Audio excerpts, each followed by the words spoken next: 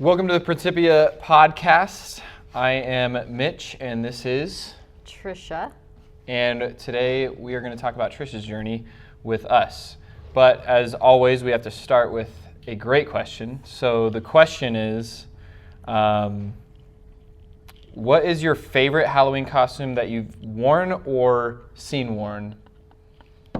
We might have the same answer here. That's why I picked the question. My favorite Halloween costume was amazing because it happened at 5 a.m, and I dressed up like you in a muscle And that's costume definitely my favorite. and a messed up wig because your hair at 5 a.m. with a bandana. And it was amazing. Yeah, she wore like one of those muscle costume things, which is very flattering, right? Very flattering. So, yeah, that's probably my favorite because it definitely, boosts my ego, which is great. All right. So, what was, in your process with fitness, what was your problem before you discovered us? Before coming to CrossFit, I was going to a gym across the street, Gold's Gym at the time, and I made it through the hardest thing of waking up at 5 a.m. and getting to a gym. So I did that, but for a couple months I was doing that and working out on a treadmill or elliptical and just not, I'd work out for an hour and then I didn't feel any better, see any results, and so my problem was I just wanted to feel better. I had better about myself, better about my body, and I just wasn't doing that. And so I just Googled like closest CrossFit to me, and I lived right over there, and I found Principia. Cool. So in that kind of journey where you're going through some of that, so you've kind of identified the problem as you just didn't feel good. Mm-hmm. Can we elaborate a little bit on what not feeling good is? Yes. So after having kids, I was always athletic before. After having kids and working full time and going to school full time, I really didn't take any time for myself. So I didn't lose baby weight. I had heartburn. I didn't have any energy, any motivation to do anything active other than what's necessary, walk around the block. To feed your kids. And, yes. Yeah. The things to do fun with kids, but nothing for myself. And a big thing was heartburn and just not losing baby weight. Yeah. And I just didn't feel good. I've never been like that before, and no energy, and it just doesn't give you any reason to start doing anything. So, and this is kind of, I'm not going to belittle it, but it's like, it reminds me of the movie Office Space. Yes. When they're in the restaurant where they have to wear the pieces of flair. Yes. It's like, do you want to just always wear the minimum pieces of flair? And that's what you felt like you were doing, is I'm just wearing the minimum pieces of flair to operate like as a zombie on this planet. Yes. And thought what I was supposed to do. I put all my, I work full time, mom full time, went to school full time, that's where I thought you put all your energy into. Yeah. And be happy and successful. And then, but I didn't feel good about it. Okay. So. What were some of the things that you tried and some of the frustrations that you had in trying to deal with that issue on your own, like without our guidance or help? Oh man, the metabolism and body before kids and after kids. Before kids, I did sports. I could eat whatever I want, do whatever I want. I could go snowboard or ski or anything. And learning my body after that, I was not successful at that. I thought I could just go for a run and lose weight or gain muscle and feel just good. Like the old days. Yep. And I didn't know enough about any other type of, structure other than just extracurricular activities. That's where I had no idea. I didn't know what I didn't know. Right. And that's what I didn't know. So a lot of people, a lot of people don't know that like metabolism, all this stuff that we're talking about, fitness in general, basically anything involving your life comes down on some level to your hormonal balance and lack thereof. So going through the trauma as well, like the physical trauma, not the mental trauma, but that's also in there. And then, the regular life duties of becoming a mom, right? There's a lot of hormonal fluctuations that are not a decision that you can make. Like, that's going to happen. And I think that we undervalue our hormones at a young age. And then when we get to this older age and we realize that we've done all this stuff to trash our hormones, we have issues, right? And we see metabolism differences like suddenly, like, oh, all of a sudden I'm stressed out because I'm starting my freshman year in college and now I gained 20 pounds. It's like, yeah, because you have this new stress that you've never had before. Yep. So your hormones have significantly fluctuated and it's hard for you to find a baseline again that is more like homeostasis that you were experiencing when you could do anything you wanted to lose weight or whatever. Yeah. Right? So that's kind of the science behind what was going on is your hormones were just all over the place. So I guess we'll come back to that hormone thing probably. But let's go into like, I remember the first day that you came in, you were visibly shaking. And I wanted to ask, like, how did you overcome the anxiety to actually step foot in the gym, of a CrossFit gym, which I think we all agree there's some sort of intimidation around it right now. They're a huge intimidation. And I was at the point where I just was going to give anything a chance because everything I tried, I failed. Everything I had known before and done before. So I had good friends and family that were successful in it. And just showing up, I was shaking really bad. And then the whole class, and then the next day from being sore. But the next week from being sore. Right. But the next 3 months from being the next year from being sore. Like I couldn't, it was rough brushing my hair. But the hardest thing for me why I was so nervous is because I was so critical on myself and I didn't feel good about myself and I was so critical and judgmental that I assumed that any place I'm going is going to be the same way to me. So I expect to walk in the door and have, those people think the same way about me that I think about me at the time. And that's what was so nerve-wracking. And then it wasn't like that. It was awesome. It didn't matter.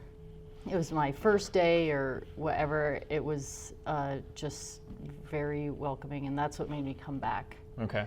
But it was scary. Well, we also have to keep in mind too, I don't remember the first workout in detail, but I remember it had double unders in it. Uh-huh. And I remember you just kind of being able to do double unders, which that's going to piss a lot of people off because they work for a long period of time to be able to develop that like rhythm and skill.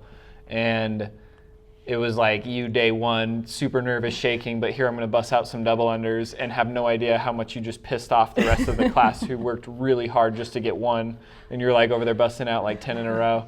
Like that was, it's like one of those moments where it's like, yeah, you were underselling yourself in a big way. I didn't know what double unders were. Yeah, you didn't know. Somebody was like, just jump twice. Okay, I'll just jump twice. But yeah, I remember that. What was the first workout? Do you remember? You said it was never-ending lunges that then eventually ended in double unders. I was dead. I couldn't. Just squatting to the bathroom, just gonna say, was really hard after. It was. So how did you come back? Lunges. The first 2 weeks were really hard because my body was really sore. I was tired, and it's hard not to know anything. Not to know what anything means. All I did was make myself just wake up and go. That's all I would think about. I wouldn't think about what the workout was. I would never just look show before. Up, they'll I was take like, care of the rest. just turn off the alarm and change in my clothes and show up, and that's it. So if I showed up, that's all I promised myself. Cool. We like to brag about our space being one of those things where it is just show up. I promise you'll get the work done when you get here. But like you just have to come. And a lot of people will overcomplicate it thinking about the whole hour. And it's like, just worry about how you're going to get in the car, start it, and get here. but yeah, there's that. And then I would also like to note that we are much different in the way we on-ramp people now. It's not quite so terrible of an experience, but it is still uncomfortable because what we do is we try to force an adaptation to discomfort, no matter what level you're on. That's the whole name of the game. Yeah. And that's the whole name of, I mean, that's what we're trying to do with our lives too, is we need to be just enough outside of our comfort zone that we can keep coming back for more, but it changes us for the better. And so now we do that a little more, a little more methodical now than we were when you first started, but I'm glad that you stuck out the first 2 weeks, because the first 2 weeks are the hardest of CrossFit. I will say that one thing is that no matter how bad I felt going, or, you know, I always felt better leaving. Right. So right. even if you're, you know, you don't know anything, you had the worst workout, you tripped and fell, or I hit my shin, I still felt better than when I started the day. Yeah, so that's like, there's this Dove commercial, and I encourage anybody who's listening to go look it up, but you could just go into YouTube and click, like, it's like Dove commercial with, what are those artists in the police that draw people? What's that called? Whatever that is. Is it a cinematographer? Sketch artist, yeah, with yes. something like that, right? So, so I think if you go Dove commercial sketch artist or something like that, you'll probably pull it up. It's like a 6-minute commercial for Dove. But basically all it is they did this experiment where they had people come in and sit with the artist being blind to them, so they could not see the person. And the artist would just have them describe themselves to him so he could draw them up. So he asks the right questions for them to describe themselves, and he starts drawing them up. And then they take other people from the lobby who were just meeting with that person, they bring them in and say, hey, could you describe the person you met in the 5 minutes in the lobby or whatever? And he draws them up. So they're drawing the same person twice. One is their own reflection of themselves, and the other one is someone else's perspective. And what people really start realizing in this commercial is that their perspective was far more shameful, critical, and well and above, like, terrible for themselves than was the perspective of the other person. The other person always was, when they described them, they were always more beautiful. They were always more happy looking in the pictures, things like that. So if you need to look up that commercial, I highly recommend it. I think it's a very powerful commercial. But that kind of sounds like where you were at, where you created a scenario, but then the actual scenario was better than that. And that's what really is happening most of our time on Earth, I think. Yes. Is we're always creating the scenario to help protect ourselves, but oftentimes it's actually doing a disservice and it's not allowing growth. So I recommend looking that up. But to continue the conversation, can you describe how we were different than what you were doing, than the frustrations you were having, all that stuff? Describe kind of how we took you in, and then you can also probably go into, well, actually, we'll come into that later. So just, how are we different? First of all, the mixing, the type of workout. Okay.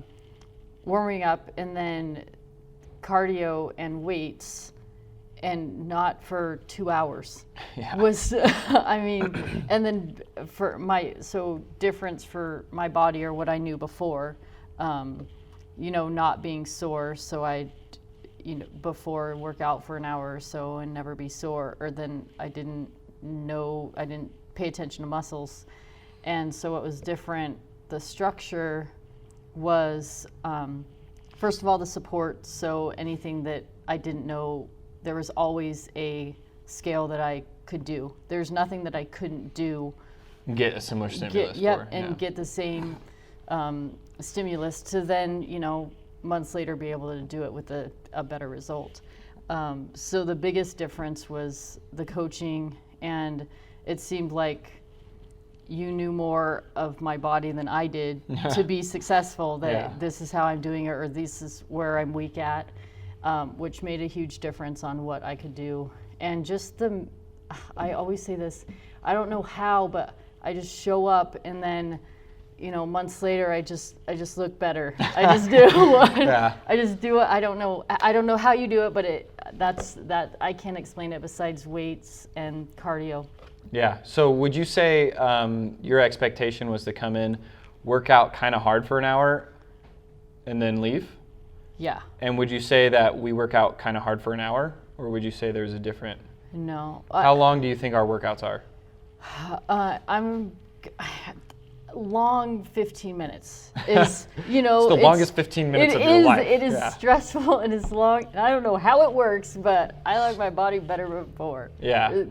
But it's not an hour of strenuous workout. It's an hour of paying attention to your body and learning your body. And you have to know what you can do and how you can move. And then so the intense part of it, you already learned what your body can do for before, so then you're set up for success at that intense part. And the intense part lasts 8 to 10 minutes or something. Yeah. You know, I mean, it's different all the time, but but that was one of the comments I got this week, was somebody just wanted to come in and watch and observe, and he'd never seen CrossFit before. And he goes, one of the first comments he made after the workout, I was like, so what did you think? And he said, way shorter than I thought it was going to be. Yep. And it was like, the workouts are only like I didn't even expect that answer, because I'm like, the workouts aren't long. Like you're not just going to beat your head against a wall for an hour. You're going to do something very specific and with a very targeted approach, and it's going to be very effective. Like, we're not going to waste your time. But you're right. You are going to have to be present for an hour. If you want the best results, you have to be present. Yep. And I think that the most common place for people to stop seeing results is they stop being present. So you kind of alluded to that, is you have to be aware of your body and all that stuff. Can you take me through the moment that you realized that what you were doing here was working? I felt different, say going upstairs at work. Okay. You know, everyone was taking the elevators and I was taking the stairs, and one time my office was on the 4th floor and I'm on the 6th floor. I was like, wait a minute, that was so much easier than it's ever been.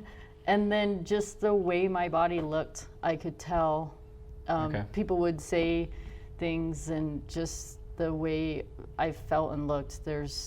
And I would say after other people noticed it, what I looked like before I did, because I just cared that I didn't have heartburn. I felt more energy. That was a huge thing with kids and work and everything. I just wanted more energy, and believe it or not, waking up at 5 a.m, I felt more energy throughout the day after working out than I did watching TV the night before, not caring about when I ate, wake up late for work, and then go rushing around. So I don't know that there's a timeline besides. There's not a single moment where you're like, holy shit, I'm just going to keep doing this.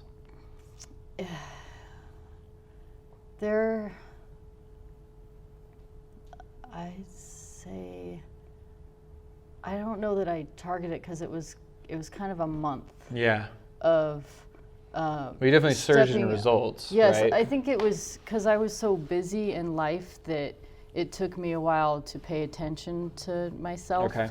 So I just was doing this for myself, and that was it. I do myself one thing. This was literally it. That was it, the one thing. So I was so happy to do that for myself that I stepped back and looked at it once. My family and friends you look so much happier. You have more energy, and you look, And you're just like, well, I was just feeling great. So and so I don't have a magical moment. Sorry, I lost my train of thought. Will you explain the results in more detail? Like some of the numbers that people are obsessed with, like inches, pounds, things like that. I don't know inches. If you don't know inches, it's fine. But I lost 40 pounds, and even my close friends didn't even think I had 40 pounds to lose. Yeah, I didn't think you had 40 pounds to lose. Yeah, you guys didn't even. And I was like, wait, you said 40 pounds is how much you've lost? Yeah. And it was just like this moment for me where I was like, holy shit. Yeah. But it's not a lot of people see the danger zones, So that was, I lost after I gained 60 pounds with my last kid and held on to 40 for a year or so. And so I lost 40 pounds, and I have muscle that I didn't think, definition in my abs. Energy. I was skinny before, but I didn't have definition. I'll take muscle any day. Cool. All right, with your commute, because you moved, Why is Principia CrossFit still so important that you make the commute? Because, I mean, say how long your commute is to get here and back, and then kind of just why you still make it here and not somewhere else. So it's 45 minutes average, and then after work. That's just to get here, or there and back it's 45 minutes? Just to get here, one way. Okay. So back home after any evening class is an hour. And I do it, the people here, and I've been to other CrossFit gyms too, but the people here, this will always be my home. The value in coaching that I've had, especially protecting my body, which there's, everyone who has never done CrossFit are the ones that tell me, oh, you're going to get hurt. Oh, you're lifting, you just go and you lift a lot and stuff like that. And that's not what it's about. And this gym promotes that. And if I have any injury or anything, I just know that I'm the safest and healthiest. And I really enjoy all the people in the community. Cool. It is, people care if you come or if you don't come. Right. And if they don't see you in a month, it's just like you've never left off. And how's it going? And how But are at the the same time, they're kids? like, so what happened? Oh yeah, and you hold each other accountable, and that's fun because you're like, oh, I have no to excuse. Explain to so and so. I went on some vacations and I got really lazy. Cool. Well, I just wanted to hear it because that has been a question I've asked myself, is like, are we really doing something that 45-minute travel just to get here and then 45 minutes back is worth it? And for you to say that it is really warming to me, and it makes me more motivated to do my job that much better. Because if I can help that much more people who have a commute time of 45 minutes, then that's going to make my life much more fulfilled than if I'm only helping the people who need to travel 5 minutes to get to their gym. I was that. Started there. All right. If you could attribute it to fitness, how would you say it's like done with your parenthood? Oh, energy, and the thought of promoting to my kids to put yourself first and your health first and your lifestyle. It's a lifestyle for me. It's not a fad. It's not something that I was like, I want to lose this much weight and then I'm done, so I look good in a bikini that summer. It's a lifestyle that I want my kids to be proud of me for doing and look up to me for doing, so they take the same actions in their life. Yeah. I think we often tell ourselves a lie in this culture that we're in, where taking care of other people is put on this pedestal, and it's this fake pedestal that doesn't really exist. But like, you get a lot of parents, especially moms, that are doing things like it's all about them. You guys are what's important, so I'm just going to put myself on the back burner. And then their kids grow to be 30 years old, do the exact same things with their children and are obese. And you know what I mean? Like the cycle pattern of unhealthy things just continues. So it's cool to hear you say that as a parent, like it is all about putting you first so that you can be a better parent and show a better example than somebody who's just them first. Because yeah, you could probably improve their life by spending all your time on them, but it's a very temporary thing, right? It's that immediate gratification. It's not going to be what helps them in the long run. And I think as parents, we have to make hard decisions all the time about, I call it, the tough love. Like we discipline our children for a reason. And before it was, it was excuses for me. So I always had an excuse, and then it's you make time for what you do. So I can't, if they hear me an excuse not to work out, it's hard it's for me. Infectious for them it is, too. So I just don't want that. Yeah. Well, cool. What would you say life is like now that the problem is different for you? Easier. It's easier not to feel so bad about myself like I used to. So and the problem was you felt bad about yourself, right? Yeah, and just bad about how I was treating myself, and then my health. I just, I didn't feel as good about who I was as a person. And I think that once I took something into my own hands and made it important to thing and my thing, it's my thing that I want and that I do for myself.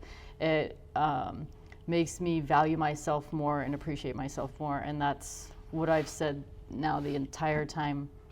I do a lot of things for other people, and I live a lot of my life for other people, but not sacrificing myself has made my mental health better and just more fun. Yeah. And I look better, so way more important. Not so bad. Well, yeah, looking better is looking better it's a sweet so bonus. Bad. Yeah. Okay, I guess kind of to wrap things up, if you could put anything on a billboard to help somebody that was in your shoes when you first started, not your current shoes, but so take yourself back to that time. And remember, billboards only have so much space if you want people to drive by and read them, so it can't be this super long paragraph. Okay. What I'm not would it long-winded. Just show up. Just show up. Just show up. Just, that's it. Just show up. You don't have to, honestly, just show up. And at the bottom, you can say, you don't have to use your own stress and energy to be successful. Like, you show up and you guys gave us the tools, or you guys gave me the tools to be successful and to do it as long as I just followed your structure. So I didn't have to stress about what I was going to do, how long I was going to do it, anything like that. If you just show up for yourself, and it doesn't matter what your goals are, if you just show up for yourself, just your mental gain of doing something for yourself is huge. Yeah. So you're not going to be the same as someone else, and no one cares around here. It's just do it for yourself and you'll feel a lot better. Cool. That's great. So to talk to the audience, I guess, a little bit about what we do a little differently now is we see the strengths and weaknesses over the years of training people like yourself, and we take the successful people and look at what is working, and we go all in on that sort of thing. So we know that the structure of fitness was working. We know that there was a mindset thing. So now our classes, like our Tide class, will target specifically the mindset. It will target specifically the nutrition. It will target very specifically the body, right? So now our training is no longer like what it used to be, where it's, you just come and do a class and you're done. It's you're coming and doing a class, but you're learning about your body and about what needs to go in it to fuel it, about how much fuel is appropriate to make sure that your hormones don't dip into an unhealthy level for long-term health, right? We don't want the short-term result. We want the long-term result. And we also go into, we do like in the Tide class on Thursdays, we're doing journaling. Like you're going to sit down, I'm going to give you a journal and we're going to talk about it and we're going to get vulnerable for a minute, and it sucks, but it's a necessary part of growth. It's to step outside of our comfort zone to grow the adaptation that we need. So it's cool that you've been able to take a lot of the tools that we've supplied through this physical means, but now we're going to do it so much more effectively than we've been doing it ever before. And probably I'd argue anybody's been doing it before. Yeah. And I mean, I've come a long way, and I still have a lot to grow in. We all have battles for sure. Shoot, yeah. Yeah. I'm no different than anybody else. Like no coach is above it either. I'm the first coach that's going to tell you I have a coach too. Like I'm seeking a coach all the time in different facets of life. Whatever I feel like is a hole or a need, I'm like, who can I hire to make that need better for me or make it easier for me to learn what needs to be learned, right? So that's what it all comes down to. Well, cool. I'm super excited that you were on here. Do you have anything else to leave the audience with? Thank you. All right. Good job. Thank you. See you later.